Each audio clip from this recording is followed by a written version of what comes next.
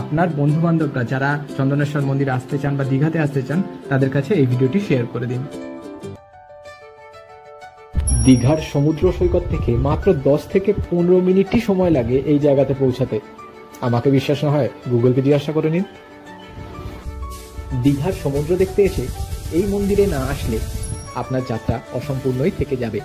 এই মন্দির প্রমাণ করে যে ভক্তির কোনো সীমানা হয় না, তা সে ভৌগোলিক বা মানসিক হোক। 1000 বছরের বেশি পুরনো প্রাচীন কলিঙ্গ সংস্কৃতিতে স্থানীয় বিশ্বাস অনুসারে শিব ঠাকুর এখানে কোনো মানব দ্বারা স্থাপিত হননি, তিনি স্বয়ম্ভূ।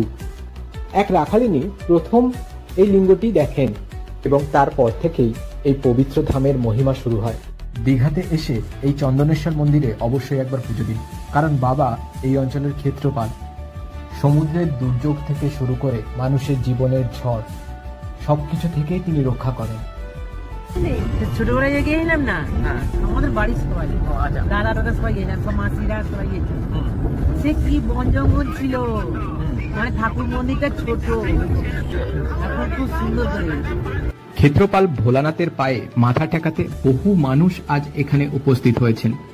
মানুষ তাদের পরিবার পরিজনদের সঙ্গে নিয়ে এসে সকলে মিলে পুজো করছেন, কারণ তারা জানেন বাবার কাছে মন থেকে যদি কিছু চাওয়া হয় তা অবশ্যই পূরণ হয়। তাই অনেকেই এখানে দণ্ডিও কাটেন।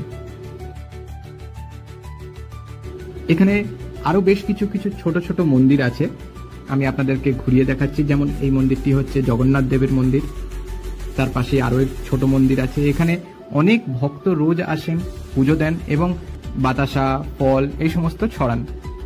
তো অনেকেই সেগুলোকে কুড়ায়, আমাদের মনেও সেগুলোকে দেখে দু একটা কুড়িয়ে নিচ্ছিল।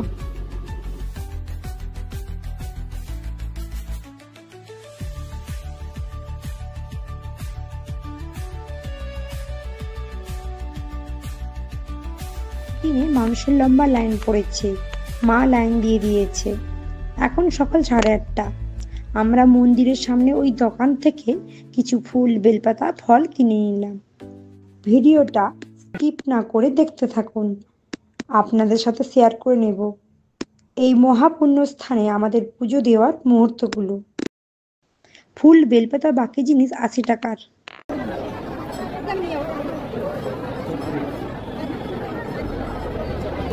এখানে ফুলের মালাটা ভালো আছে।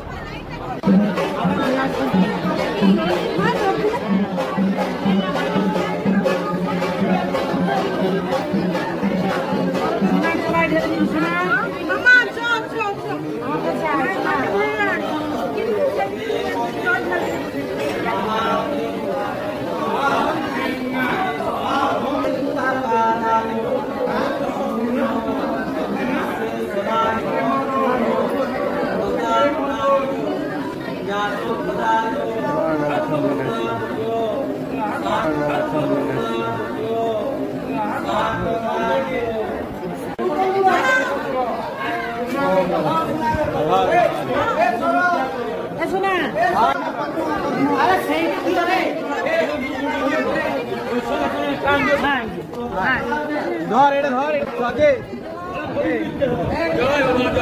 জয় বাবা ভোলেনাথ, জয় বাবা চন্দনেশ্বর। সাইড করে রাখো, করে দিচ্ছি।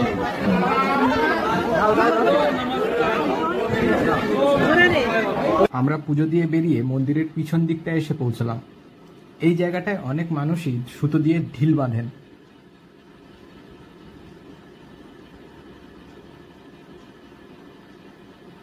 আপনিও আসুন, দীঘাতে আসলে এই জায়গায় নিজের মনস্কামনা জানান, বাবা চন্দনেশ্বর অবশ্যই আপনার মনের কথা শুনবেন। আশা করি এই ভিডিওটি ভালো লেগেছে। যদি ভালো লেগে থাকে তাহলে অবশ্যই একটি লাইক করে দিন এবং আপনার বন্ধু বান্ধবরা যারা চন্দনেশ্বর মন্দিরে আসতে চান বা দীঘাতে আসতে চান তাদের কাছে এই ভিডিওটি শেয়ার করে দিন। Thank you.